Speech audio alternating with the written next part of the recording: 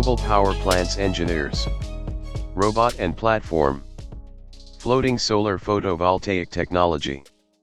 Overview of Photovoltaic Technology and Photovoltaic Technology Part 2. Hello. Wherever and whenever you live in.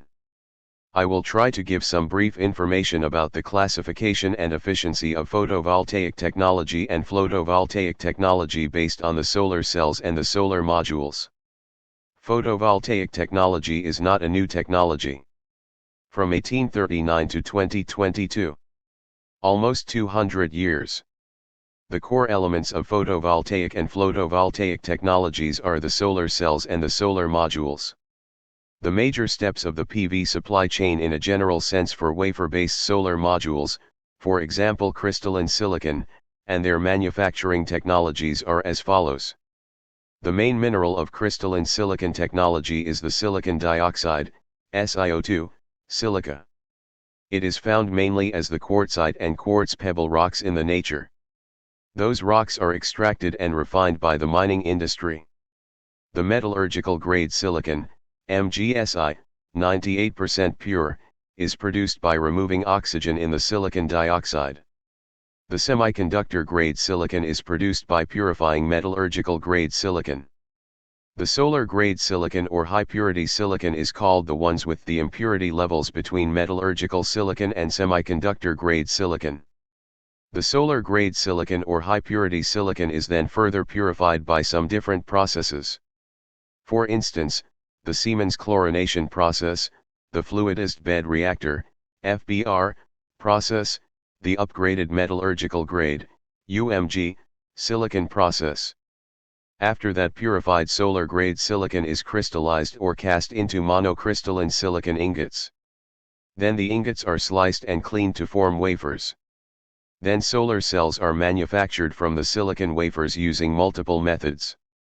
Then solar modules are manufactured by arranging backsheet, connection, lamination, glass, junction box, aluminium frame, and similar.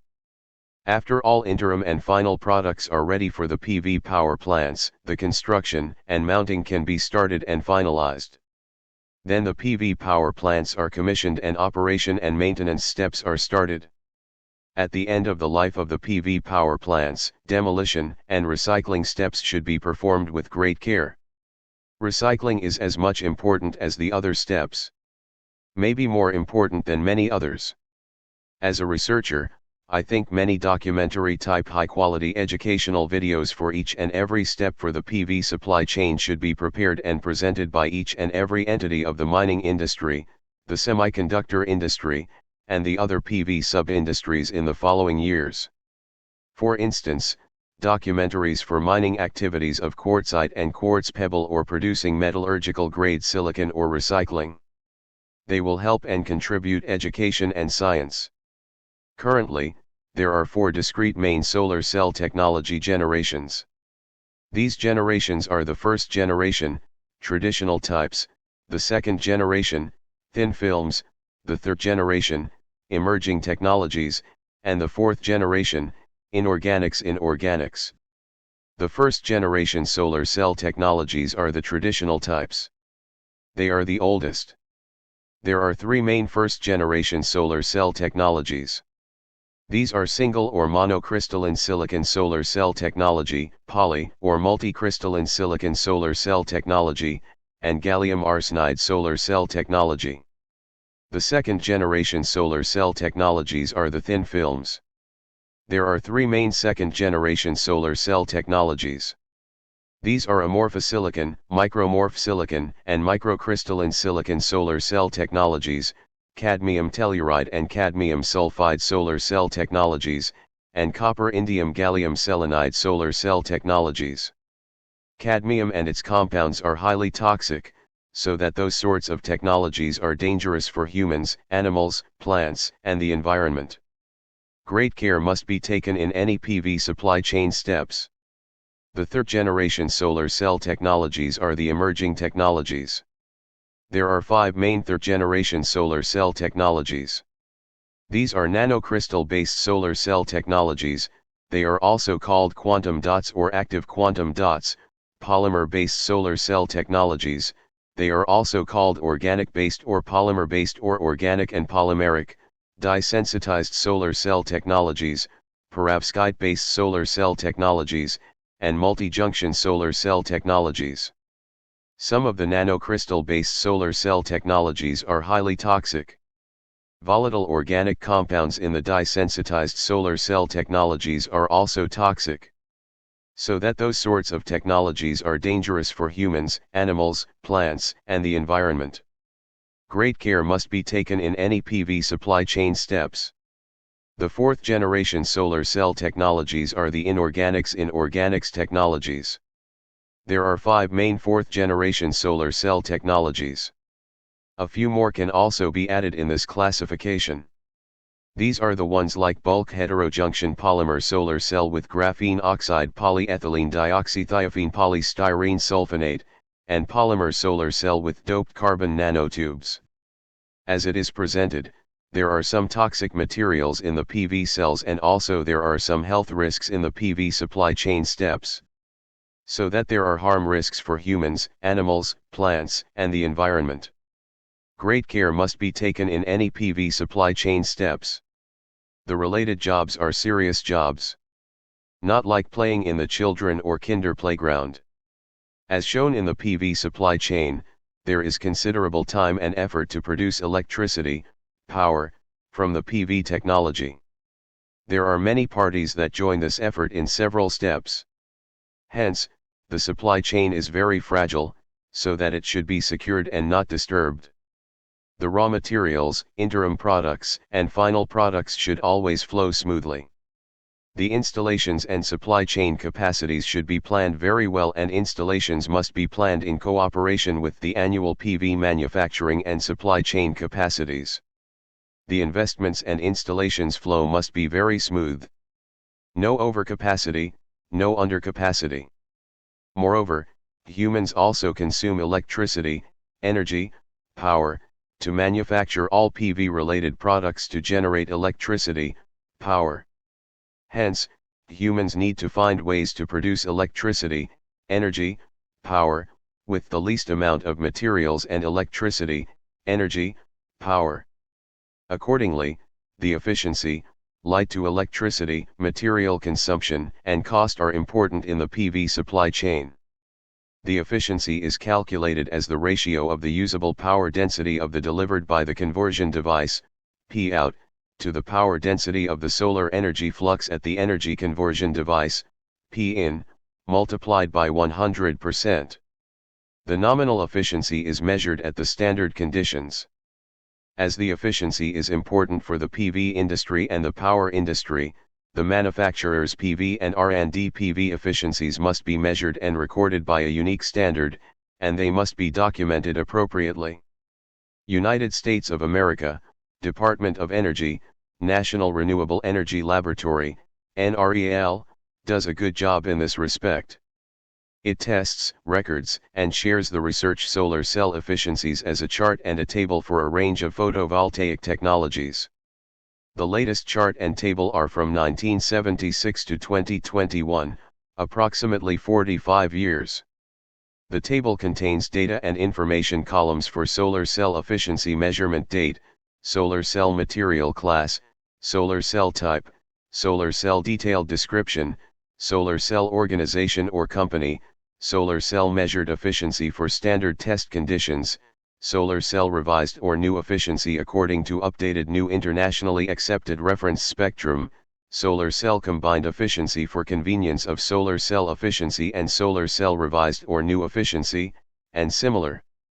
While comparing the solar cells, the different efficiency columns, and the test details such as the area of the solar cell must be taken into account carefully. It should be noted that the solar cell classification of NREL in the table is different or is not the same as the solar cell classification in 4 generations in the literature.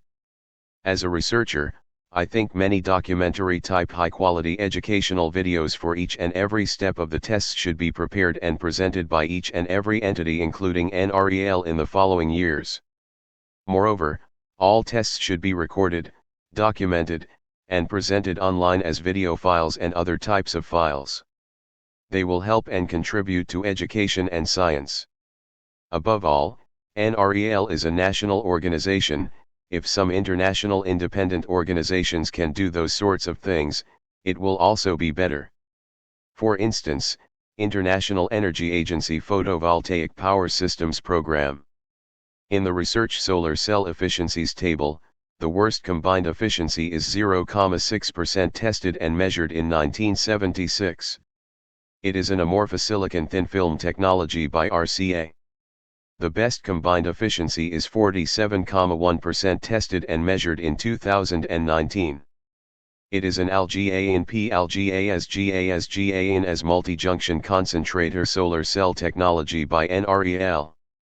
The efficiencies for each technology class can be filtered and the best, the worst, and all other solar cell efficiencies can be sorted or found in the table. The efficiencies for each solar cell technology increases on the time axis. This shows that there are many achievements in the solar cell R&D efforts. That's great, isn't it? There are many differences in the efficiencies in the PV industry. For instance, the research solar cell and manufactured solar cell efficiencies may differ from each other. The first one has almost the perfect conditions, but the second one is in the commercial manufacturing conditions, which can never be perfect. Similarly, the research solar cell and research module efficiencies may differ from each other. The first one is the solar cell, the second one is the module efficiencies, which has many solar cells connected with each other. The first one has almost the perfect conditions, but the second one has many solar cells, which may have different efficiencies. Similarly, the research module and the manufactured module efficiencies may differ from each others too. The first one has almost the perfect conditions, but the second one is in the commercial manufacturing conditions, which can never be perfect. Hence, all of them must be studied very well in an organized and true scientific manner. In this respect, photovoltaic module efficiencies must be measured and recorded by a unique standard, and they must be documented appropriately. United States of America, Department of Energy, National Renewable Energy Laboratory, NREL, does a good job in this respect. It tests, records, and shares the research solar photovoltaic module efficiencies as a chart and a table for a range of photovoltaic technologies. The latest chart and table are from 1988 to 2021, approximately 35 years. The table contains data and information columns for photovoltaic module efficiency measurement date, photovoltaic module solar cell material class, photovoltaic module solar cell type, photovoltaic module detailed description, photovoltaic module organization or company, photovoltaic module measured efficiency for standard test conditions, photovoltaic module revised or new efficiency according to updated new internationally accepted reference spectrum, photovoltaic module combined efficiency. For convenience of photovoltaic module efficiency and photovoltaic module revised or new efficiency, and similar. While comparing the photovoltaic modules, the different efficiency columns, and the test details such as the area of the photovoltaic modules must be taken into account carefully. It should be noted that the photovoltaic module solar cell classification of NREL in the table is different or is not the same as the solar cell classification in 4 generations in the literature. As a researcher, I think many documentary-type high-quality educational videos for each and every step of the tests should be prepared and presented by each and every entity including NREL in the following years. Moreover, all tests should be recorded, documented, and presented online as video files and other types of files. They will help and contribute to education and science. Above all, NREL is a national organization. If some international independent organizations can do those sorts of things, it will also be better. For instance, International Energy Agency Photovoltaic Power Systems Program. In the Champion Photovoltaic Module Efficiency Table, the worst combined efficiency is 1,1% tested and measured in 2008. It is an organic photovoltaic technology by Plextronics. The best combined efficiency is 43,4% tested and measured in 2015. It is an GAN PGAS GAN SPGAN S3V solar cell technology by Fraunhofer ISE. The efficiencies for each technology class can be filtered and the best, the worst, and all other photovoltaic module efficiencies can be sorted or found in the table. The photovoltaic module efficiencies for each solar cell technology increases on the time axis. This shows that there are many achievements in the photovoltaic module R&D efforts. That's great, isn't it? All electricity, power, energy, consumers and customers must always remember and never forget that the PV industry always consumes many earth elements to manufacture the PV products as shown in the previous minutes. So it costs something to the planet Earth. In fact, it costs a lot. For instance, all semiconductor materials such as aluminium, silicon, phosphorus, sulfur, germanium are somehow and somewhat used in the PV products. Moreover, almost all elements in the periodic table are used in the PV supply chain. P-table, https://ptable.com, is a cool periodic table. You can explore all elements using P-table. In this video, as a researcher, I have to share also a warning and urgent action message, emergency action message, to warn the world. Please remind and remember the electricity, power, generation and storage technical and technological limitations. It is obvious that humans must change their way of living and reduce their electricity, energy, power, consumption to decline the rare and raw materials consumption. Always keep in mind that those materials are limited and scarce. Not much remains. Hence, consume less electricity, energy, power, oil, petrol, etc. For instance, have a look at the electricity, power, generation data of Turkey in August 5, 2022. 27% is imported natural gas and 19% is imported coal, so that 46% is imported fossil fuels. Plus 12% more is fossil fuels. Totally makes 58% fossil fuels. Accordingly, Turkey must consume 0% imported fossil fuels, then 0% fossil fuels. That means 30,000 to 50,000 megawatts renewable power transition for only just now. If Turkey manages a 10,000 megawatts per year renewable power transition, it will take 3 to 5 years. If Turkey manages a 1,000 megawatts per year renewable power transition, it will take 30 to 50 years. It is not so easy as it is seen on the screen. It is a serious task. More importantly, it is for only just now, not with considering the future predictions. The renewable power transition tasks are serious tasks. The related jobs are serious jobs. Not like playing in the children or kinder playground. Please remind and remember the electricity, power, generation and storage technical and technological limitations. Power industry cannot generate so much electricity, energy, power. So much so. The planet Earth is on the edge. Humans continue killing themselves with such consumption levels. All humans are dying and killing all living creatures. So what can be done in a short period of time? Switch off, turn off all the lights of all public buildings, external lighting, etc., including private buildings, all unnecessary ones. Similarly, switch off, turn off air conditioners, water heaters, etc. Play sports and games in daytime and switch off, turn off all the lights at the stadiums, courts, etc. Like in the past, in the old times, in the times of Galatasaray SK vs Neuchâtel Xamax match in 1989, UEFA Champions League, Wednesday, November 9, 1988, 13:30. Buy less t-shirts, shoes, jewelry, cars, houses, flats, etc. Eat and drink less beef, chocolate, coffee, etc. Organize the work shifts and make working at homes and distance education possible, etc. So what can be done in mid to long period of time? Design and construct buildings obeying climate responsive architecture and sustainable materials principles. recycle anything and everything.